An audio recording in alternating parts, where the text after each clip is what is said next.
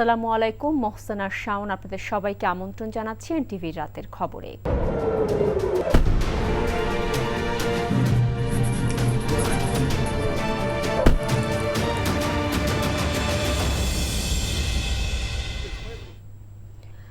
আন্তর্জাতিক আইন আর সার্বভৌমত্বকে বৃদ্ধাঙ্গুলি দেখিয়ে ইরানের সর্বোচ্চ ধর্মীয় নেতা আয়াতুল্লাহ খামেনিকে হত্যা করল যুক্তরাষ্ট্র এবং ইসরায়েল।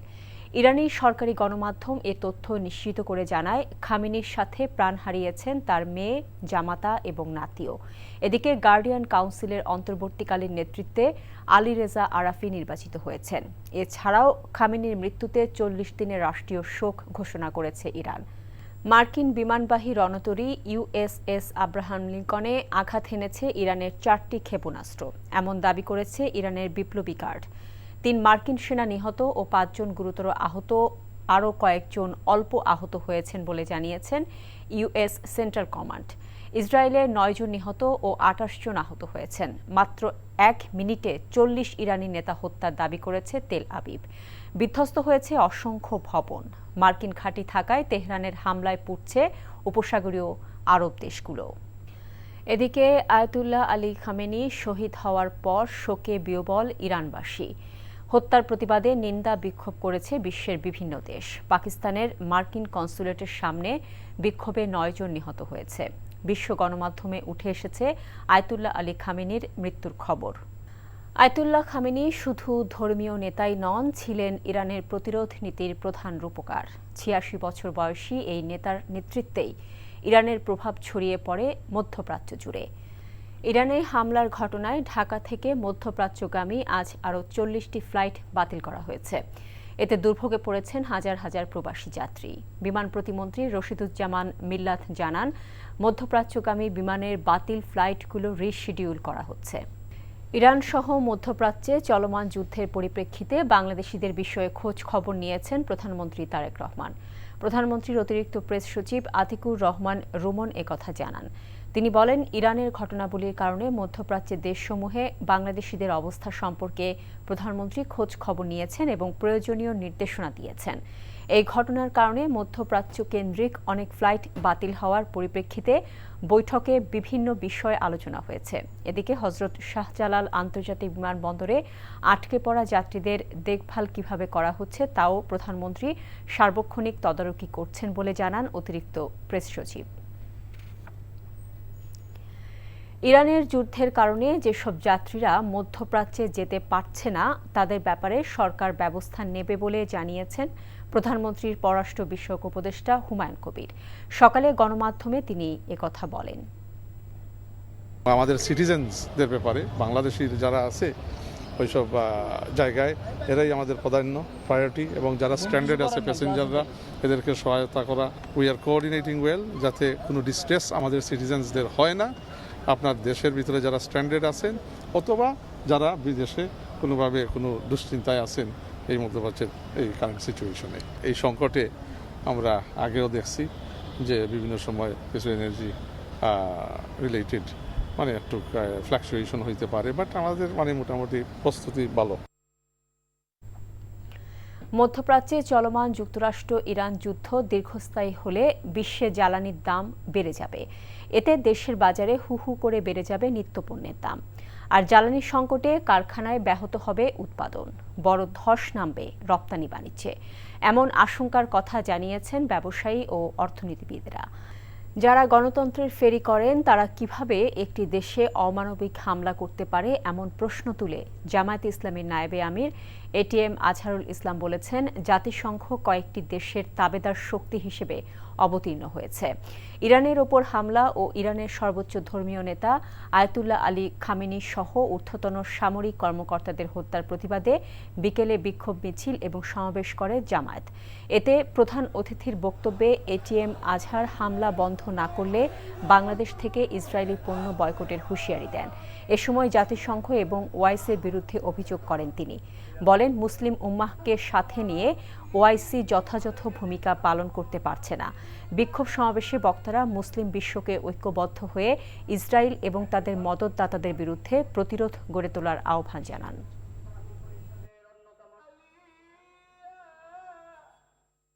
আজকে বিশ্ব তাকিয়ে দেখছে। জাতিসংঘ গঠন করা হয়েছে কি জন্য? শান্তি প্রতিষ্ঠার জন্য। জাতিসংঘ কয়েকটি দেশের তাবেদার শক্তি হিসাবে তারা আজকে ভূমিকা অবতীর্ণ হয়েছে। নিরীহ শান্তিকামী দেশগুলোর পক্ষে তারা আসে না। এই জাতিসংঘ এই ভূমিকা পালন করে, জনগণ একদিন বলবে জাতিসংঘের কোনো প্রয়োজন নাই।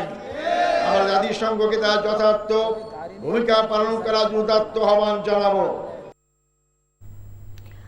অন্য প্রসঙ্গ, জাতীয় সংসদের প্রথম অধিবেশনে রাষ্ট্রপতিকে অভিশংসনের পর গ্রেফতারের দাবি জানিয়ে জাতীয় নাগরিক পার্টির আহ্বায়ক নাহিদ ইসলাম বলেন, নতুন এই সংসদকে সংস্কার পরিষদ হিসেবে ঘোষণা করতে হবে।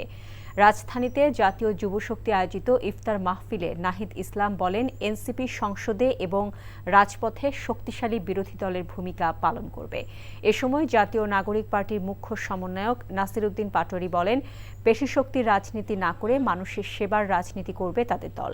পাটোয়ারী বলেন, দেশের সব সেক্টরের মানুষ দুর্নীতিতে নিমজ্জিত। দুর্নীতি দূর করতে না পারলে দেশের অগ্রযাত্রা বাধাগ্রস্ত হবে জানিয়ে নাসির উদ্দিন পাটোয়ারী দুর্নীতি দূর করতে সিস্টেম পরিবর্তনের দাবি জানান।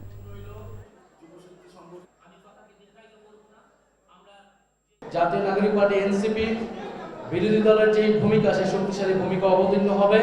সেটা শুধু সংসদে নয়, সেটা রাজপথে। আগে এই জুলাই হত্যাকাণ্ডের বিচার নিশ্চিত করতে হবে, তারপরে অন্য সকল কথা আমরা শুনব।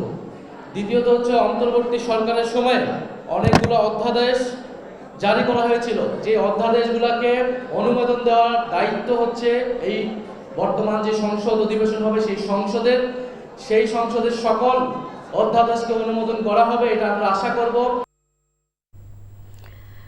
বর্তমান সরকার ক্ষমতায় আসার পর আইনশৃঙ্খলা পরিস্থিতির দৃশ্যমান উন্নতি হয়েছে উল্লেখ করে স্বরাষ্ট্রমন্ত্রী সালাউদ্দিন আহমদ বলেছেন, দেশের সকল সন্ত্রাসীদের গ্রেফতার করা হবে। আজ সচিবালয়ে সাংবাদিকদের প্রশ্নের জবাবে তিনি এসব কথা বলেন। মাঠ পর্যায়ে আইনশৃঙ্খলার কাজে সেনাবাহিনী নিয়োজিত থাকবে কিনা সে বিষয়ে সরকারের উচ্চ পর্যায়ে আলোচনা করে সিদ্ধান্ত নেওয়া হবে বলেও স্বরাষ্ট্রমন্ত্রী জানিয়েছেন। নজরানা চৌধুরী রিপোর্ট। চাঁদাবাজদের বিরুদ্ধে পুলিশের কাছে অভিযোগের পর পুলিশ প্রোটেকশনে থাকা অবস্থায় চট্টগ্রামের এক ব্যবসায়ীর বাড়িতে শনিবার গুলির ঘটনা ঘটেছে। দিনে দুপুরে ঘটা এরকম ঘটনাকে সরকার খুবই গুরুত্ব দিয়ে দেখছে উল্লেখ করে স্বরাষ্ট্রমন্ত্রী বলেন, এরকম কোনো ঘটনাকেই তারা ছাড় দেবেন না। ঘটনা কি ঘটবো তার আগে তো আমরা গণক নই যেটা জানবো, কিন্তু ঘটনা ঘটার পরে আমাদের দায়িত্ব আমরা পালন করছি কিনা সেটাই হচ্ছে মানুষের দেখার বিষয়। আমরা সেটা জনগণকে দেখাতে পেরেছি। বাংলাদেশে যত শীর্ষ সন্ত্রাসী আছে, এরকম যত চাঁদাবাজ আছে, তারা অতি অবশ্যই যাতে আইনের আওতায় আসে, ধৃত হয়, সেই ব্যবস্থা আমরা খুব দ্রুত নেব। ১.৫ বছরেরও বেশি সময় ধরে আইনশৃঙ্খলা রক্ষায় নিয়মিত বাহিনীগুলোর পাশাপাশি সেনাবাহিনীও দায়িত্ব পালন করছে। তাদেরকে কবে ব্যারাকে ফেরত পাঠানো হবে এমন প্রশ্নের জবাবে স্বরাষ্ট্রমন্ত্রী বলেন, সরকারের উচ্চ পর্যায়ে পরিস্থিতি পর্যালোচনা করে এ বিষয়ে সিদ্ধান্ত নেওয়া হবে। সরকারের উচ্চ পর্যায়ে আলোচনা করে আমাদেরকে নির্ধারণ করতে হবে যে সশস্ত্র বাহিনী আর কতদিন মাঠে থাকবে। তারাও আর মাঠে দীর্ঘদিন থাকতে চায় না। আইনশৃঙ্খলা পরিস্থিতি কতটুকু, কি উন্নয়ন হয়েছে, কি করা যায়, সেটা একটা সমন্বিতভাবে আমাদেরকে দেখতে হবে। এর আগে ঢাকায় নিযুক্ত ভারতীয় হাইকমিশনার প্রণয় ভার্মা স্বরাষ্ট্রমন্ত্রীর সাথে সৌজন্য সাক্ষাৎ করেন। এ সময় তারা দুই দেশের সীমান্ত সুরক্ষার বিষয় নিয়ে পারস্পরিক আলোচনার উপর গুরুত্ব আরোপ করেন। নজরানা চৌধুরী, এনটিভি নিউজ, ঢাকা। বর্তমান বোর্ডের অধীনে কোনো প্রকার ঘরোয়া টুর্নামেন্টে অংশ নেবে না বিদ্রোহী ৪৪টি ক্লাব। এমনটাই জানিয়েছেন ঢাকা লিগের ক্লাব লিজেন্ডস অফ রূপগঞ্জের কর্ণধার লুৎফর রহমান বাদল। বর্তমান বোর্ডকে নিয়ে আগের অবস্থানেই আছেন সংগঠকরা। এছাড়াও চলমান সংকট কাটিয়ে তুলতে আরাফাত রহমান কোকোর মতো সংগঠকের অভাব বোধ করছে বাংলাদেশ ক্রিকেট। নিলয় মজুমদারের রিপোর্ট। গত বছর অক্টোবরে প্রশ্নবিভাগ নির্বাচনের মাধ্যমে 4 বছরের জন্য আমিনুল ইসলাম বুলবুল বিসিবি সভাপতি হলেও ঘরোয়া ক্রিকেট থেকে সরে দাঁড়ানোর সিদ্ধান্ত নেয় 44টি ক্লাব। বিতর্কিত নির্বাচনের প্রতিবাদে ক্লাবগুলো ছাড়াই প্রথম বিভাগ ক্রিকেট লিগ আয়োজন করার পাশাপাশি ক্রিকেটারদের খেলার সুযোগ তৈরি করে দিতে বাড়তি টুর্নামেন্ট আয়োজন করতে হয় বিসিবিকে। জাতীয় নির্বাচনের মাধ্যমে রাজনৈতিক পট পরিবর্তন হলেও এখনও আগের সিদ্ধান্তে অনড় আছেন সংগঠক লুৎফর রহমান বাদল। দুইটা রিজিমে আপনি যদি খেয়াল করেন, দুইবারই ক্রিকেট বোর্ডের প্রেসিডেন্ট করা হয়েছে খেলোয়াড়। আপনি একটা খেলোয়াড়কে, যারা আমরা পেমেন্ট করেছি, জামিল ভাই আমরা সবাই পেমেন্ট করেছি, তাদেরকে দিয়ে আপনারা আমাদের জায়গায় বসায় দিয়েছেন বোর্ড চালানোর জন্য। তো আপনার সেটার ফল তো এখন পাচ্ছেন। খেলোয়াড়ের কোনো বিরুদ্ধে না, সংগঠক হইতে হবে, ক্রিকেট সংগঠক, তার ক্রিয়া জ্ঞান থাকতে হবে, তার সার্বক্ষণিক একটা ম্যানেজমেন্ট জ্ঞান থাকতে হবে, তার পারফরমেন্স হিসাবে তার প্রতিষ্ঠান চালানোর জ্ঞান থাকতে হবে। দেশের ক্রীড়াঙ্গনে সেরা খেলোয়াড়দের সম্মাননা দিতে রোববার আয়োজিত হয় Arafat Rahman cocoa Memorial award. ক্রীড়াক্ষেত্রে অবদানের জন্য সম্মানিত হয়েছেন সাবেক অধিনায়ক হাবিবুল বাশার ও মারুফ ওয়ারা। তবে ক্রীড়াঙ্গনে এখনও আরাফাত রহমান কোকোর মতো চরিত্রের অভাব পূরণ করার মতো নয় বলে জানিয়েছেন সাবেক পরিচালকরা। আরাফাত রহমান কোকোর জন্য আজকে বাংলাদেশ ক্রিকেটে বিশ্ব দরবারে নাম্বার 1 ব্র্যান্ড হয়েছে। আমি মনে করি ওনার উচ্চতা এখন পর্যন্ত কোনো সংগঠকও যেতে পারে কিনা সন্দেহ আছে। আমরা একটা হাতে গোনা স্টেডিয়াম গত 17 বছরে তৈরি হয়েছে, অর্থাৎ ক্রিকেটের জন্য যা কিছু করা দরকার রুট লেভেল থেকে শুরু করে উপর পর্যন্ত প্রতিটা জায়গায় উনি কাজ করেছেন। আধুনিক ক্রিকেটের রূপকার যদি কাউকে বলতে হয় সেটা হলো আরাফাত রহমান কোকো। শুধু ক্রিকেট নয়, আর্চারি সাগর ইসলাম, টেবিল টেনিসের খই মারার মতো তরুণ খেলোয়াড়রা এই আয়োজনে পেয়েছেন বিশেষ সম্মাননা। Nila Majumdar, NTV news, Dhaka. Casino কাণ্ডের সঙ্গে জড়িত কারোরই মোহামেডানের মতো ঐতিহ্যবাহী ক্লাবের নির্বাচনে অংশ না নেয়ার জন্য আহ্বান জানিয়েছে ক্লাবটির সমর্থকরা। বিগত আওয়ামী লীগ সরকারের সঙ্গে সখ্যতার পর এখন বর্তমানে নির্বাচিত বিএনপি সরকারের আনুকূল্য নিয়ে যেন কেউ ক্লাবটির অগ্রযাত্রার পথে বাধা না হয়ে দাঁড়ায়, সেটি কামনা তাদের। মমিনুর রিপনের রিপোর্ট। পতিত আওয়ামী লীগ সরকারের সময় ক্যাসিনো কাণ্ডে বিসিবির সাবেক পরিচালক লোকমান হোসেন ভূঁইয়া আটক হয়েছিলেন, খেটেছেন সাজাও। ক্রীড়াঙ্গনের তিনি যেমন পরিচিত মুখ, একইভাবে তিনি নানা কারণেই বিতর্কিত। বিসিবির সাবেক সভাপতি নাজমুল হাসান পাপনের কাছের জন হিসেবে তখন ছড়ি ঘুরিয়েছেন। এমনকি যে ক্লাবের কাউন্সিলর হিসেবে তিনি ক্রীড়াঙ্গনে প্রতিষ্ঠিত, তার সময় সেটি পড়েছিল ঝুঁকির মুখে। তাই মোহামেডানের সমর্থক গোষ্ঠীর চাওয়া এমন বিতর্কিত কেউ যেন ঐতিহ্যবাহী ক্লাবের কোনো নির্বাচনী কার্যক্রমে না থাকেন।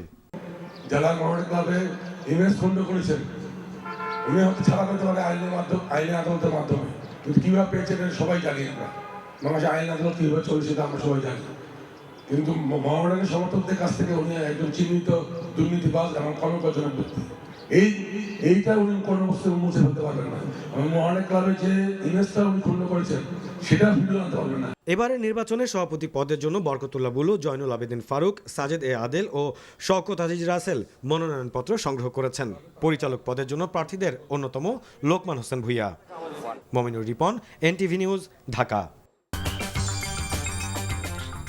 এই ছিল রাতের খবরে। এই খবরের ভিডিও সহ আপডেট জানতে ভিজিট করুন এনটিভি অনলাইন www.ntvbd.com। এছাড়াও এনটিভির জনপ্রিয় সব অনুষ্ঠান ও খবরের আপডেট জানতে ভিজিট করুন আমাদের ইউটিউব ও ভেরিফাইড ফেসবুক পেজ। রাত 1টায় মধ্যরাতের খবর দেখার আমন্ত্রণ রইল। এতক্ষণ সাথে থাকার জন্য সবাইকে ধন্যবাদ।